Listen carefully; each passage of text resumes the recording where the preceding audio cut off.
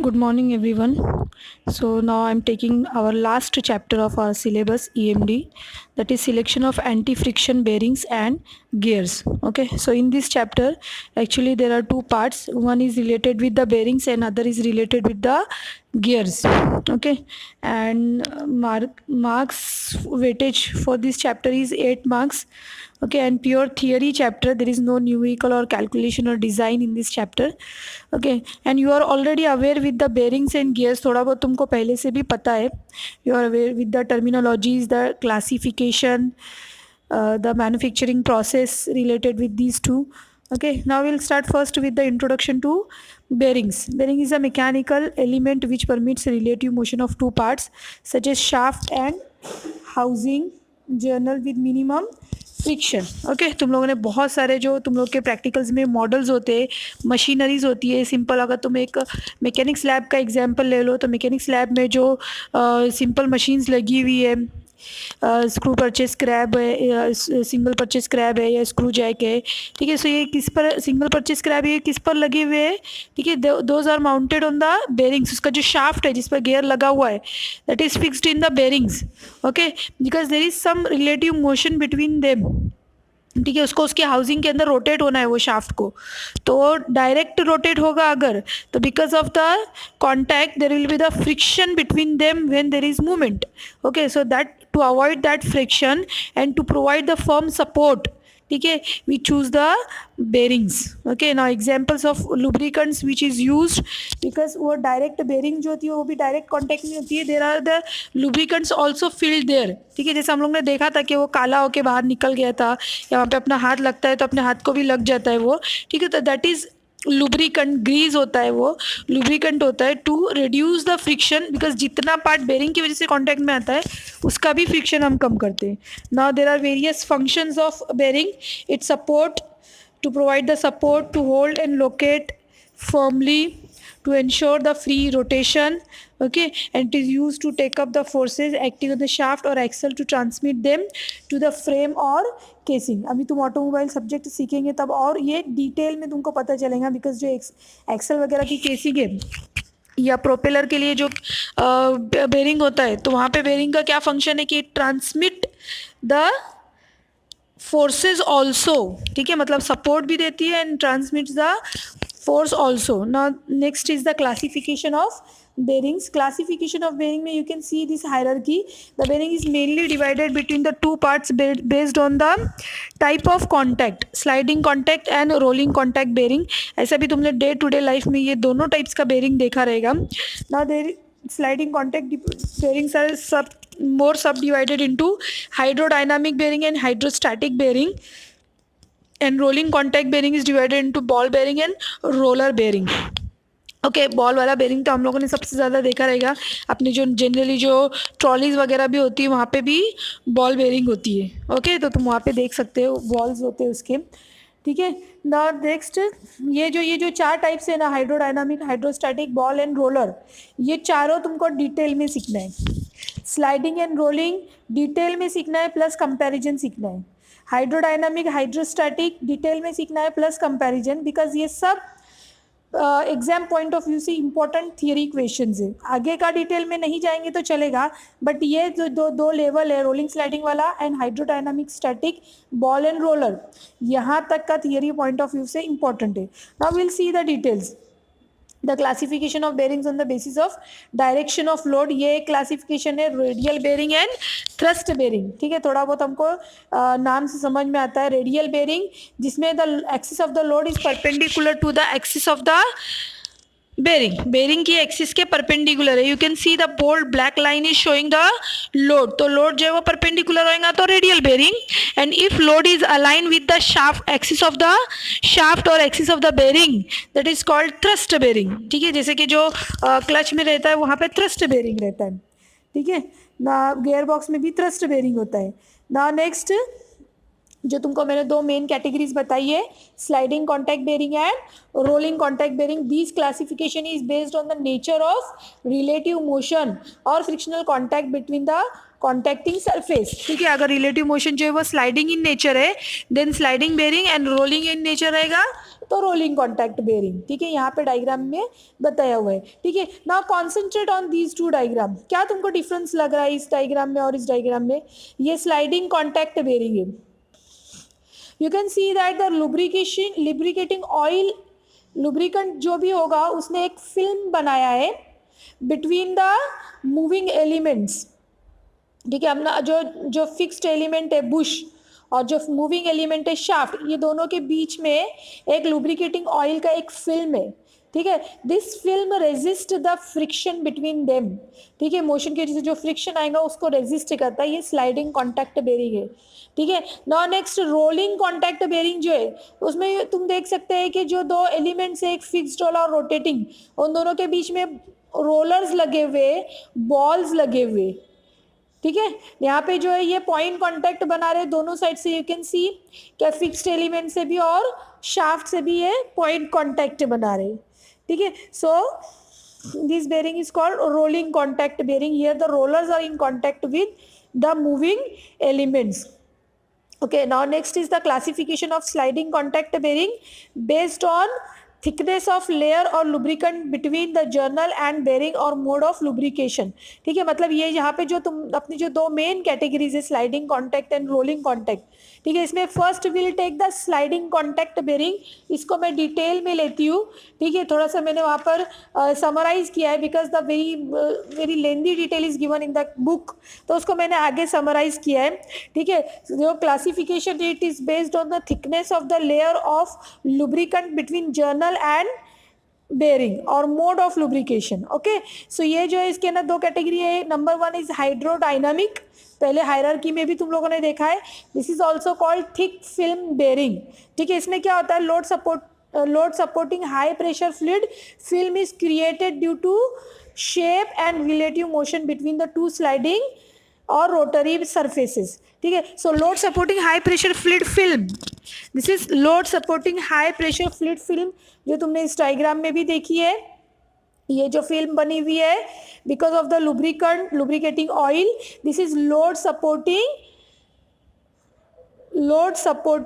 High pressure fluid film है and it is created due to shape and the relative motion between the two sliding और the rotating surfaces, ठीक है। यहाँ पे तुम उसको डायग्राम में देख सकते कि ये जो फिल्म है, देखो जब ये हाइड्रोडायनामिक बेरिंग के डायग्राम्स है, 3 डायग्राम्स है। When the journal is at rest, when it starts rotating and when it is at full speed. जब रेस्ट कंडीशन में रहेगा तो you can see that the journal is making contact with the, या shaft is making contact with the bearing के साथ में contact बनाया हुआ है, लोअर मोस्ट पॉइंट पर वो कॉन्टैक्ट कर रहा है, ठीक है। जैसे जर्नल का जैसे शाफ्ट का रोटेशन स्टार्ट होता है तो ये जो वेज बना हुआ है, जो कॉर्नर्स बने हुए, वहां से the lubricating fluid is pulled, ठीक है, वो खींचा जाता है। जैसे जैसे स्पीड बढ़ता है, जो जर्नल रहता है उसके बीच में वो जो लेयर जो रहता है वो बढ़ता जाता है, लेयर का थिकनेस बढ़ते जाता है and the point comes when the journal will not contact at any point with the bearing, ठीक है। सो ये फिल्म मेंटेन हो जाता है एट फुल स्पीड या रोटेशन की कंडीशन में, मोशन की कंडीशन में ये फिल्म बनता है। रेस्ट पोजीशन पर the journal make contact with the bearing, ठीक है। This is called hydrodynamic bearing. मतलब जो ये लोड सपोर्टिंग फिल्म है, this is generated, this is created due to the shape and the relative motion between the two sliding surfaces. मतलब हमेशा बनी हुई नहीं रहती है, ये सिर्फ मोशन की कंडीशन में ही बनती है। No need to supply the lubricant under high pressure, इसमें कुछ अलग से पंप लगा के हाई प्रेशर पर या कंटिन्यूसली पंप नहीं करना पड़ता है। एक बार ऑयल भर के रख दिया तो वो oil will make film when the parts will come in movement, okay. जब मूवमेंट स्टार्ट होएगा तो ऑटोमेटिक बनता है। नाउ नेक्स्ट इज हाइड्रोस्टैटिक और एक्सटर्नली प्रेशराइज्ड बेरिंग्स। इसमें क्या होता रहेगा, नाम से क्या हमको समझ में आ रहा है कि हम एक्सटर्नली प्रेशराइज करके, externally high pressure lubricant oil provide करके हमेशा ये फिल्म बना के रखते। These are able to support steady loads without any relative motion between shaft and bearing. अगर उसमें नहीं भी मोशन है तो भी ये जो लोड सपोर्टिंग जो ये फिल्म है ये हमेशा बनी रहती है between the shaft and the bearing. This is achieved by means of external pressurised lubricant between the members, और प्रेशराइज करने के लिए वहाँ पे ऑयल का पंप यूज होता है. You can see this also in the diagram. देखो ये वाला हाइड्रोस्टैटिक का डायग्राम है, ठीक है. Bearing, lubricant, fuel and journal, ठीक है. जब भरा जाता है असेंबली के टाइम पे तभी वहाँ पे फिल्म नहीं है, बट व्हेन इन असेंबली, ठीक है, the pump the oil into the bearing, ठीक है. बेरिंग के और शाफ्ट के बीच में जितना स्पेस है वहाँ पे वो पंप करता है. तो उसकी वजह से क्या होता है कि हाई प्रेशर ऑयल का लुब्रिकेंट का एक फिल्म बन जाता है which always resist the contact of the shaft to the bearing at any point. किसी भी पॉइंट पर वो कॉन्टैक्ट बनने नहीं देता है, ठीक है. दिस इज ये इस टाइप का जो बेरिंग है, ठीक है, this can support the very high load, ठीक है, at even at lower speed और even at the steady condition, ठीक है. दोनों कंडीशन में ये काम करता है. Now there are advantages and disadvantages related these two. तो मैं उसकी डिटेल में ना जाते हुए directly I will take the comparison. Hydrodynamic bearing and hydrostatic bearing. Hydrodynamic load supporting the film is created by the shape and the relative motion of the sliding surfaces, whereas in the hydrostatic bearing this is created by an external source, and that is the pump. Okay, now since the pressure is created within the system due to rotation of shaft, this type of bearing is called as self acting bearing. इसको self acting भी बोलते हैं क्योंकि उसके खुद के motion की वजह से वो फिल्म बनता है, लोड सपोर्टिंग फिल्म, ठीक है. Whereas this is hydrostatic bearing is called externally pressurised bearing, ठीक है. अगर एमसीक्यू टाइप का एग्जाम हुआ तो ये एक इंपॉर्टेंट थियरी क्वेश्चन है, पूछ सकता है ये, ठीक है. Now hydrodynamic bearing simple in construction while hydrostatic complex, because वहाँ पे नंबर ऑफ पार्ट्स भी बढ़ जाते हैं, पंप का एक एडिशनल पार्ट रहता है वो भी बढ़ जाता है. Now low initial as well as maintenance cost in case of hydrodynamic bearing, whereas it is comparatively costlier the hydrostatic bearing. Now less load carrying capacity. हाइड्रोडायनामिक का लोड कैरिंग कैपेसिटी कम है जबकि हाइड्रोस्टैटिक का ज़्यादा है. Now application जो है वो वहाँ पे नीचे दिया हुआ है, you can see the applications. Okay, now we'll take the next topic, that is the now we will divide the rolling contact bearings into different categories. मतलब अभी we'll see the classification of rolling contact bearing. जैसे तुमको classification of sliding contact bearing में हमने दो type cover की, hydrodynamic and hydrostatic, वैसे ही same rolling contact bearing में यहाँ पे देखो बहुत बड़ा सा हायरार्की दिया हुआ है. रोलिंग कॉन्टैक्ट बेरिंग की जो दो मेन क्लासिफिकेशन है that is ball bearing and roller bearing. नाम से ही तुमको समझ में आ रहा है कि बॉल्स के अंदर, बॉल बेरिंग में बॉल्स रहेंगे between the shaft and the bearing, ठीक है. whereas in roller bearings instead of ball there will be the rollers, the cylindrical rollers रहेंगे वहाँ पर, ठीक है. फिर उसके बाद में उनका शेप, उनका असेंबली कैसे बना उसकी बेसिस पे ये आगे का क्लासिफिकेशन दिया हुआ है. Now what I will do, I will directly take the diagram, ठीक है. पहला वाला जो है बॉल बेरिंग, उसका मैंने यहाँ पे डायरेक्टली डायग्राम लिया हुआ है बिकॉज डायग्राम्स देख के तुम समझ सकते हो, ठीक है. ना मैं इसके पहले तुमको कुछ बता दूं कि ये जो रोलिंग कॉन्टैक्ट बेरिंग्स होते हैं, ठीक है, इसके मेनली जो है वो चार पार्ट्स होते हैं, inner race, outer race, rolling element and a cage. Okay, now that rolling element in ball bearing is balls and in roller bearings it is cylindrical rollers होते हैं, ठीक है. सो इनर रेस, आउटर रेस जो है, देखो यहाँ पे जो डायग्राम यहाँ पे तुम जो देख रहे हो ना, तो इसके अंदर जो हैचिंग किया हुआ पार्ट में जो लोअर हैचिंग वाला है वो इनर रेस है एंड ऊपर का हैचिंग वाला जो वो अपर रेस है. सारे ही डायग्राम्स में ये इनर रेस और आउटर रेस का पार्ट कॉमन है. नाउ रोलिंग एलिमेंट यहाँ पे सब जगह, ये बॉल टाइप का हम डिस्कस करें तो सब जगह पे रोलिंग एलिमेंट जो है वो बॉल है. ओके, नाउ केज क्या होता है, देखो बॉल के आजू बाजू में जो डार्क ब्लैक से बोल्ड किया हुआ है ना, दैट इज केज मतलब you can call it as the retainer also, ठीक है, क्योंकि केज का रिटेनर का काम क्या है, to maintain the distance between the balls of the bearing, ठीक है. बॉल या रोलर्स है उनके बीच में डिस्टेंस मेंटेन करने का जो काम है that is done by the cage, ठीक है. तुम ऑनलाइन अगर इसकी वीडियोस वगैरह देखेंगे तो तुमको और अच्छे से समझ में आएगा. और also you can imagine that the distance between the balls is maintain with the help of the cage, क्योंकि अगर ये नहीं रहेगा तो क्या होगा कि सारे बॉल्स एक दूसरे से कॉन्टैक्ट बनाएंगे ना अगर वो फ्रीली छोड़ दिए गए तो, ठीक है. Now will see the category of the ball bearings, ठीक है. अभी मैं ये डायग्राम में एक एक करके डायग्राम लेते हैं इसको, ठीक है. ये जो पहले वाला है पहले वाला क्या है, single row deep groove ball bearing. Single row deep groove ball bearing में क्या है कि जो इनर रेस और आउटर रेस है, ठीक है, ये जो अंदर की जो दो रेसेस है, जो हैचिंग वाला पार्ट है, इसमें ग्रूव बने हुए रहेंगे।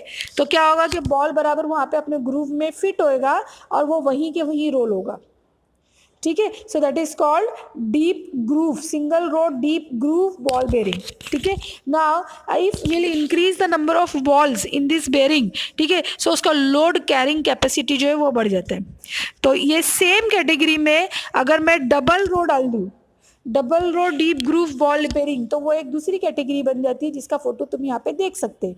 Double row deep groove ball bearing, the diagram में एफ, फिगर एफ, उसमें देख सकते हैं कि अगर हम डबल रो बना देंगे तो that will become double row deep groove ball bearing. दोनों के लिए ग्रूव्स बने रहेंगे in the inner race and the outer race, the load carrying capacity of the bearing will increase. Okay, now this, ये हो गई एक कैटेगरी, दो category. Now next is the single row deep groove ball bearing with filling notch.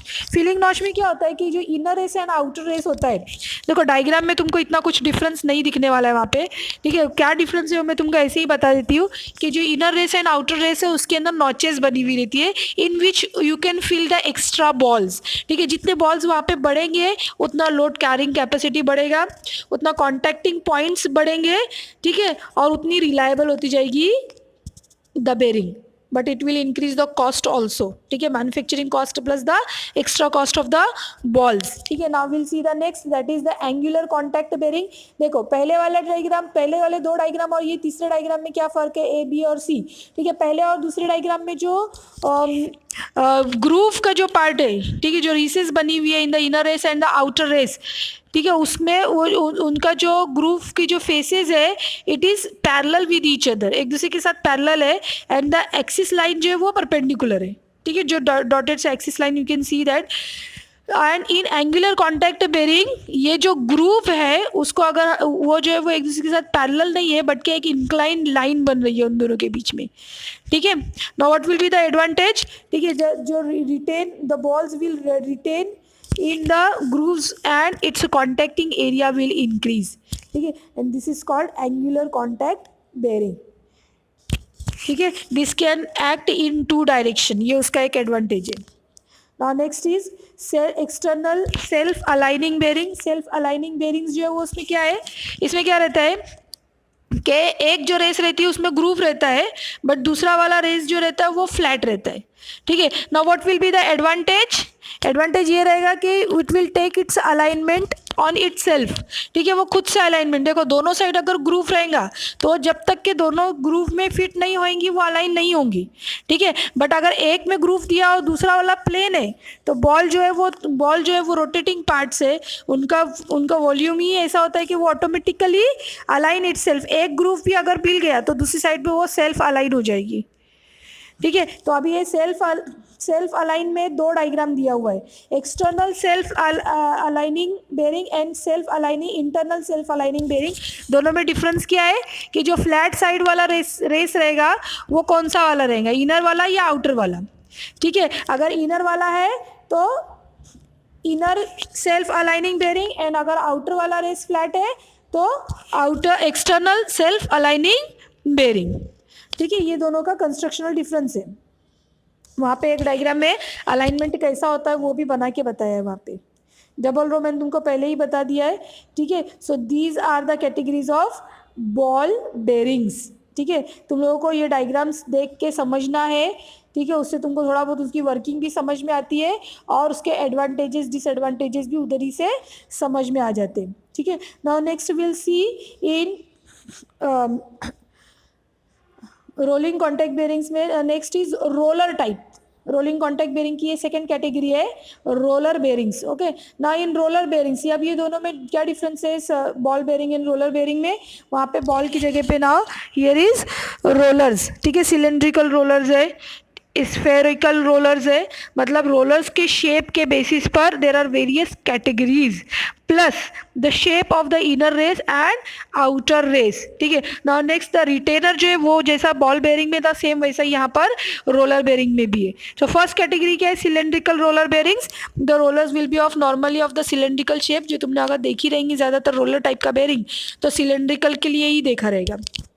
ठीक है. जो side में dark black colour का बोल्ड पार्ट बता रहा है दैट इज रिटेनर या केज बोलते हैं उसको. ठीक है. जो हैचिंग वाला पार्ट है that is inner race and outer race.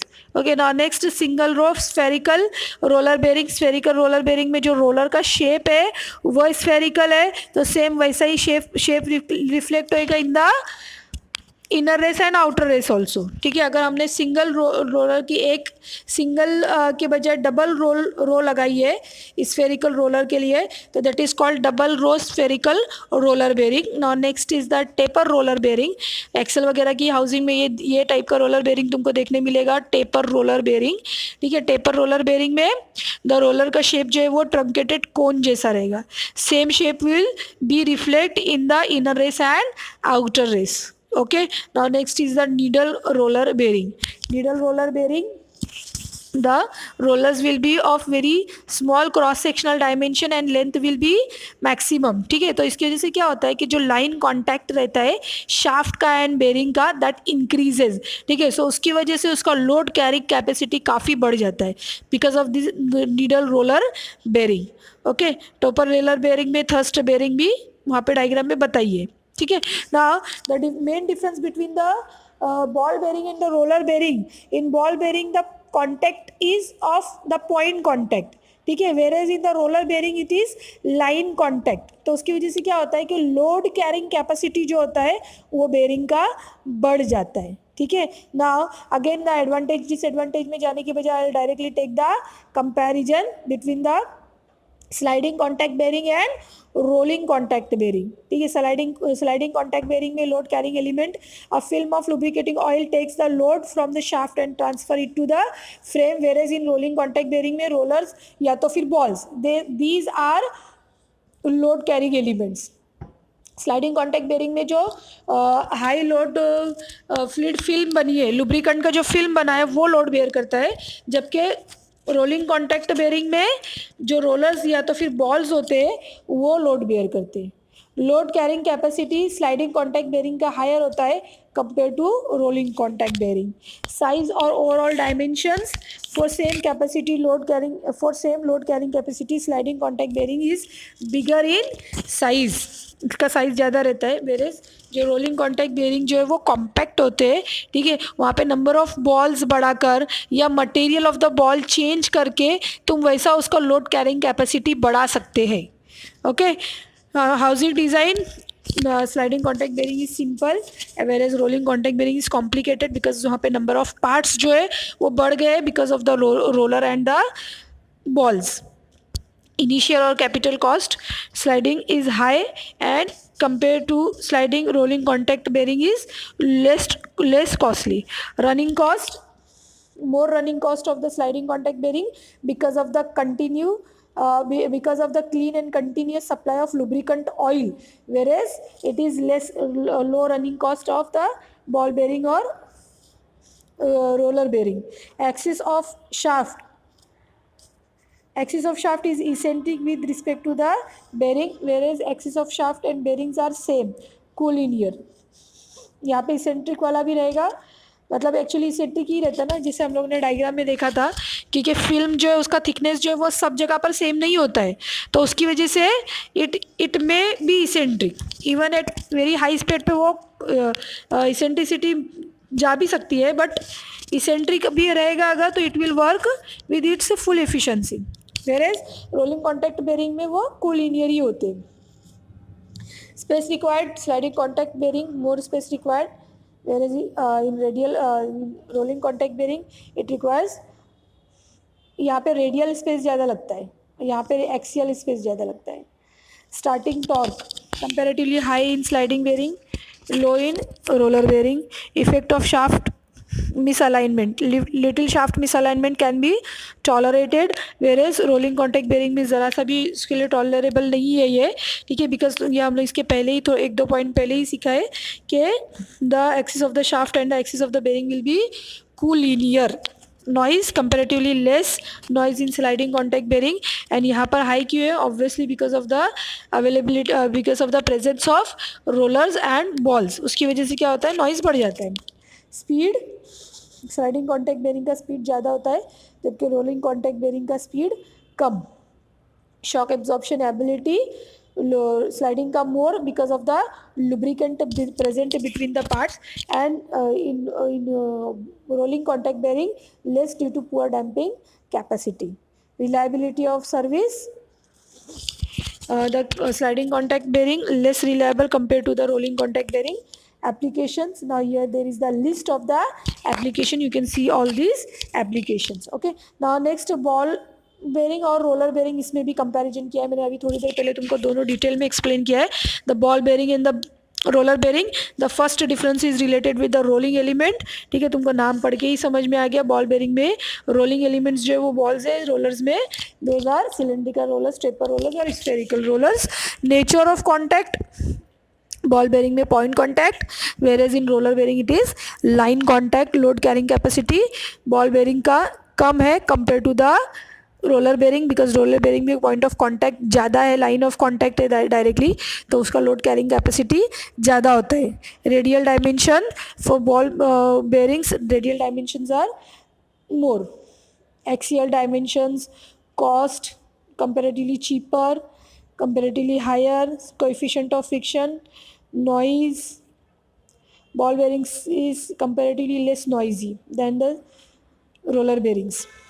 Power loss is low in roller bearing, ball bearing. Okay, now next is the load rating of the bearings. Okay, load rating of bearings. Basic static load rating. ठीक है, from the theory point of view this is important, क्योंकि ये तुम अगर आई scheme के जो मैंने questions list out किए आगे वो अगर तुम देखेंगे तो उसमें ये दोनों पूछा है, static load rating and dynamic load rating. Okay, now what is static load rating? ठीक है, what is static load rating? It is a static load which corresponds to a total permanent deformation of ball or roller or race. ठीक है, वो वाला load जो permanent deformation produce करता है in the ball और रोलर और in the race. ठीक है, सो ये मतलब ये पूरा रोलिंग कॉन्टैक्ट बेरिंग से रिलेटेड ही ये फेनोमेना है. ठीक है, सो ये कितना डिफॉर्मेशन प्रेस्ड करता है at the most heavily stressed contact equal to 0.0001 times the diameter of the ball और रोलर. ठीक है, फिर से मैं एक बार बताती हूँ कि जो बॉल या रोलर्स लगे हुए उसके डायमीटर के 0.0001 टाइम्स का डिफॉर्मेशन, वो भी परमानेंट कैटेगरी का, परमानेंट टाइप का deformation of the ball, roller और रेस पर, इनर रेस पर या आउटर रेस पर प्रोड्यूस करने के लिए कितना स्टैटिक रेडियल लोड लगता है, that load is called the basic static load rating. ठीक है, उतने लोड को बेसिक स्टैटिक लोड रेटिंग बोलते हैं. ठीक है, अब उसके आगे इसके लिए नीचे फॉर्मूलेस दिए हुए for radial ball bearing and for radial roller bearing. ठीक है, ये फॉर्मूलेस को तुमको एज इट इज़ याद रखना है. ठीक है, formula and this definition, the static load और the axial load which corresponds to a total permanent deformation of ball, roller and race at the most heavily stressed contact equal to 0.0001 times the diameter of the ball or roller.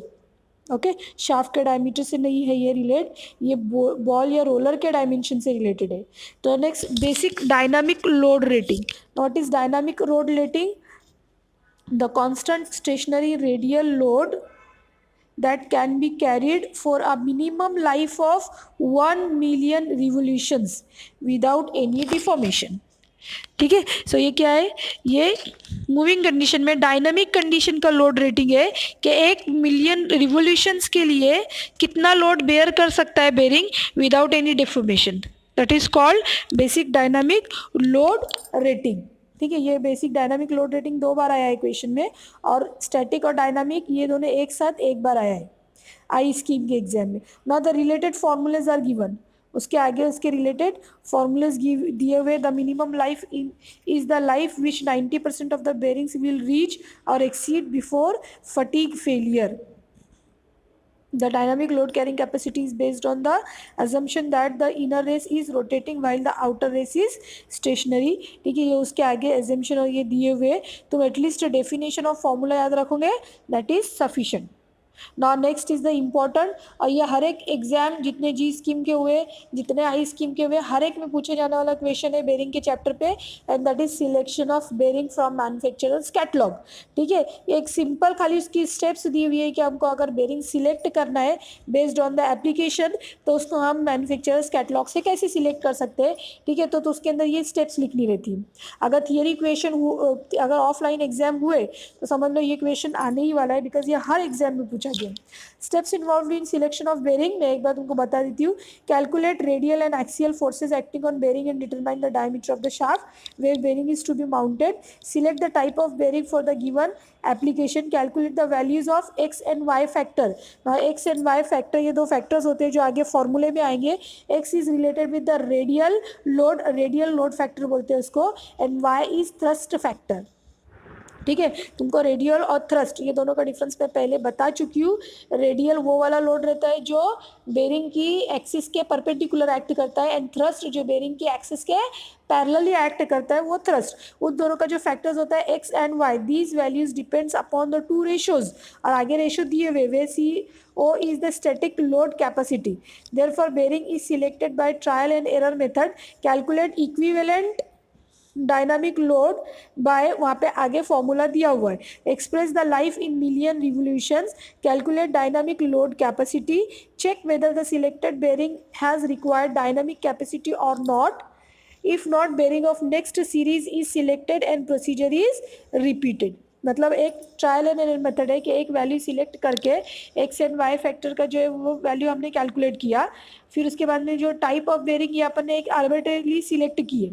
ठीक है, उसके लिए सारे calculation किए। फिर step number 7 में हम check करेंगे कि whether the selected bearing has required dynamic capacity और नॉट।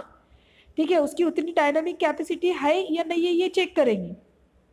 ठीक है, अगर है तो वही सिलेक्ट होगी, अगर नहीं है तो फिर से हमको ये स्टेप जो है वो सेकेंड वाली स्टेप फिर से रिपीट करना है। मतलब now change the type of bearing and again repeat the calculations. ठीक है, देखो वही चीज़ यहाँ पर फ्लो चार्ट में बना के भी बताई हुई है। So there are total 7 steps. You can see this flow chart.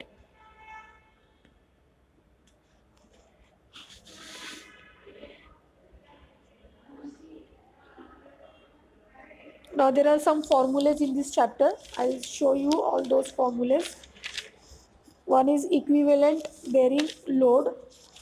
Equivalent bearing load, what is it? It is the that stationary radial load which is applied to bearing with the rotating inner race and stationary outer race would give the same life as a bearing operating under actual conditions. Stationary condition पे कितना load वो act कर रहा है। ठीक है, because क्या हो रहा है कि एक्चुअल रनिंग कंडीशन में जो लोड्स एक्ट करते हैं वो अनप्रिडिक्टेबल है। ठीक है, सो कैलकुलेशन जो होता है वो स्टेशनरी कंडीशन के लिए होता है। स्टेशनरी कंडीशन में हम अज्यूम करेंगे कि उतना load which will be sustain in the working condition also, that is called equivalent bearing load. So it is that stationary load which is applied to bearing with the rotating inner race and stationary outer race would give the same life as a bearing operating under actual conditions. ठीक है, और उतने load के लिए life same, जितनी actual running condition में वो life देगा उतना ही स्टेशनरी कंडीशन का load is called the equivalent bearing load. ठीक है, and the formula is given for that is represented by capital letter W, और उसका फॉर्मूला है x into V into FR plus Y into FA, where FR is radial load, FA is axial load, X radial load factor, Y thrust load factor, ये इसके पहले वाले फॉर्मूले में मैंने तुमको बताया X and Y, and V is rotation factor. ठीक है, जो रोटरी वाला जो कंपोनेंट है पूरे इक्वेशन का, उसमें ये एक एक्स्ट्रा है कि रोटेशन फैक्टर उसमें हमको मल्टीप्लाई करना पड़ता है। Now next is the life load relationship. I scheme में ये क्वेश्चन पूछा है, the formula for life load relationship. देखो कहीं पे भी तुमको फॉर्मूला डिराइव नहीं करना है, सिर्फ फॉर्मूला लिखना रहता है, उसके अंदर हर एक अल्फ़ाबेट का मीनिंग लिखना रहता है। अगर छोटा वाला फॉर्मूले के लिए पूछा है तो 2 मार्क्स, और लिवाइस जैसी बड़ी इक्वेशन के लिए पूछा है तो 4 मार्क्स के लिए सिर्फ फॉर्मूला एंड अल्फ़ाबेट्स का मीनिंग लिखना रहता है। ठीक है, सो लाइफ लोड रिलेशनशिप, उसके लिए हमको जो अल्फ़ाबेट्स लगेंगे वो पहले मैंने वहाँ पे लिस्ट किए। Let C is the dynamic load capacity, capital letter W is equivalent dynamic load. ये C और W ये हम पहले के फॉर्मूलेज में देख चुके हैं। Capital letter L is the bearing life in million revolutions, and small letter A is constant होता है ये, and it will be 3 for ball bearing and 10/3 for roller bearings. तुमको सिर्फ फॉर्मूला याद रखना है, ज़्यादा दिमाग लगाने की ज़रूरत नहीं है। ठीक है, सो एल के लिए जो 2 फॉर्मूलेज है, एक फॉर्मूले में C और W के टर्म्स में, और दूसरे फॉर्मूले में ये एल के टर्म्स में। एल कौन सा वाला, उसका life in hours, bearing life in hours के टर्म्स में। ठीक है, सो ये दोनों फॉर्मूले से तुम किसी भी फॉर्मूले को अप्लाई करके ये लाइफ लोड रिलेशनशिप के लिए दोनों फॉर्मूले एप्लीकेबल है, और अननोन्स जो वो कैलकुलेट कर सकते हो।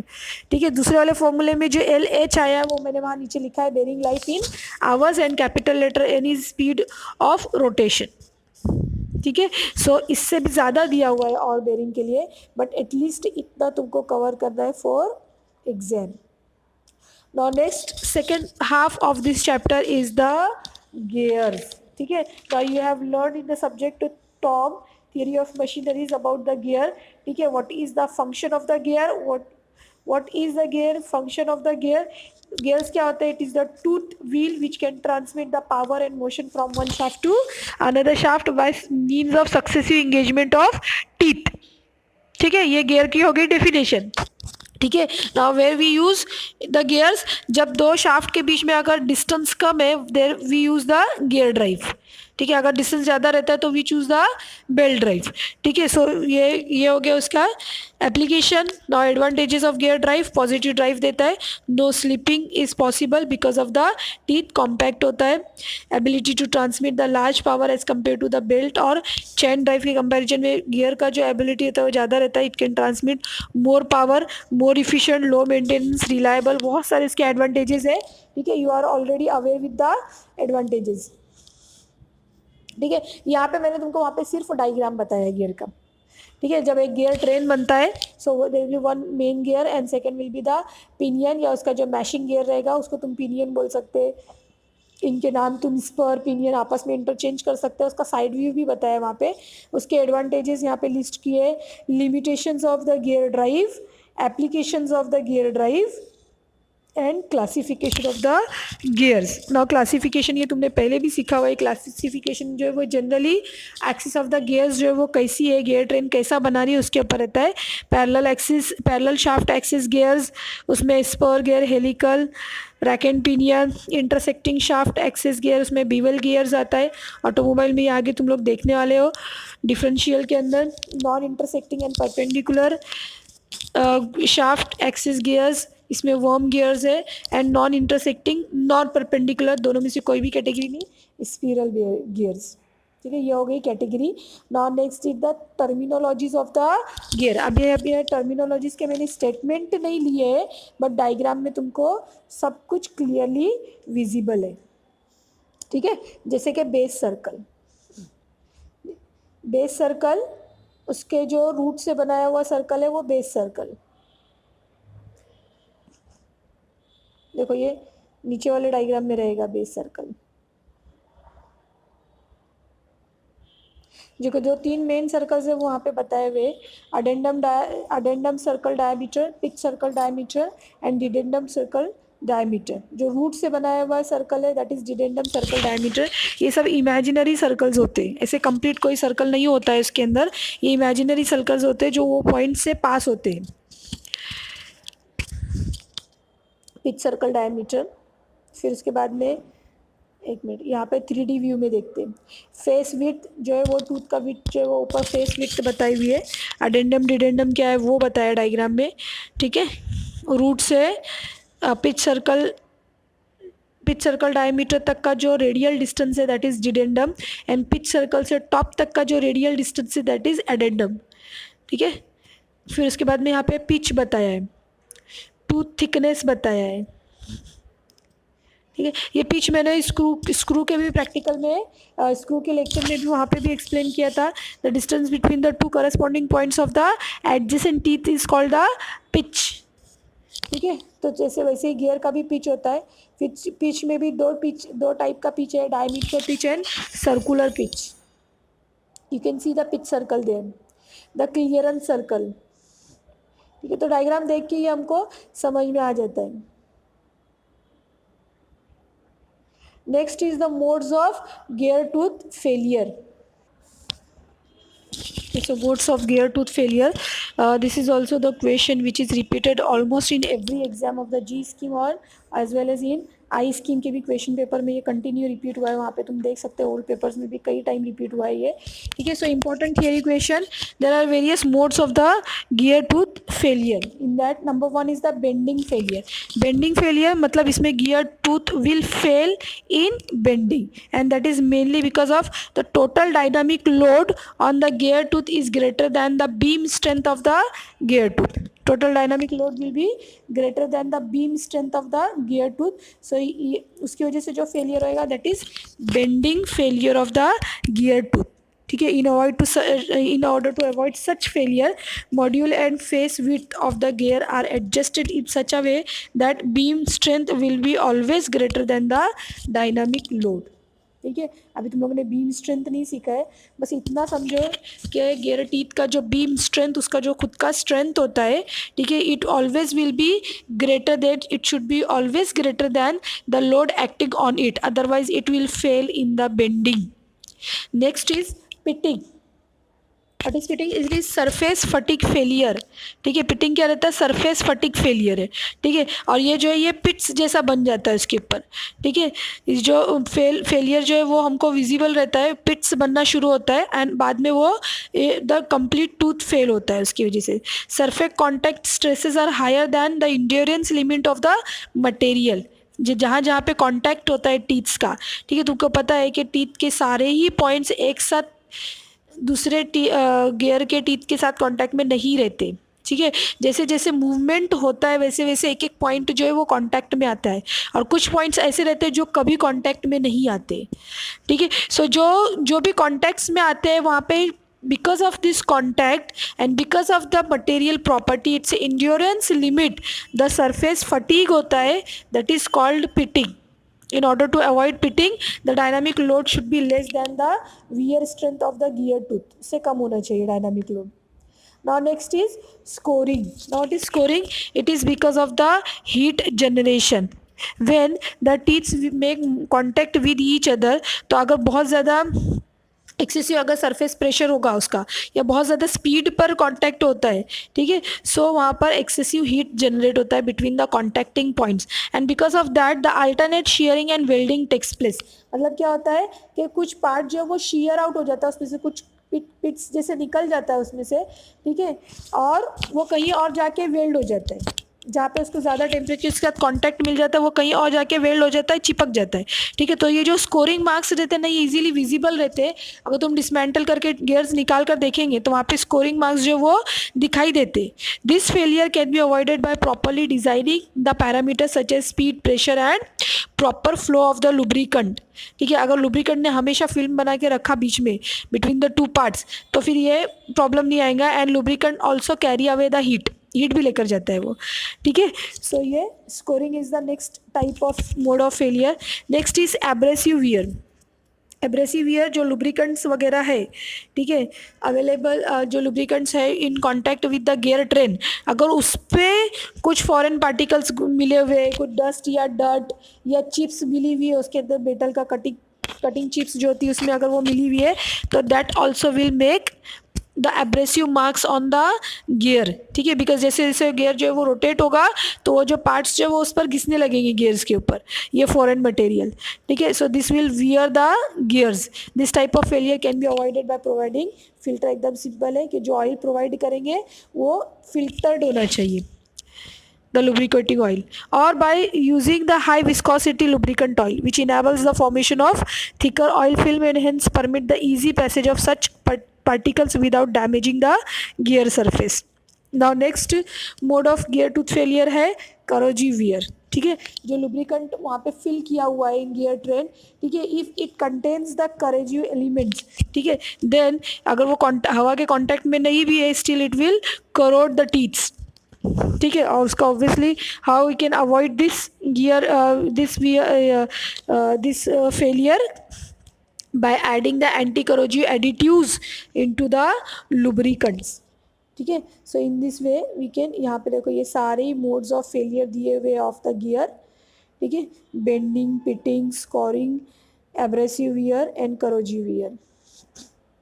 उसके बाद में this is design procedure for spur gear. You can see the design procedure, the formulae are there, ठीक है. इसमें लिवाइस का इक्वेशन भी आया है, ठीक है. ये इक्वेशन जो है ना लिवाइस का इक्वेशन, ये सिर्फ तुमको लिवाइस का इक्वेशन याद रखना है और उसमें कौन से अल्फ़ाबेट का क्या मीनिंग है बस इतना याद रखना है.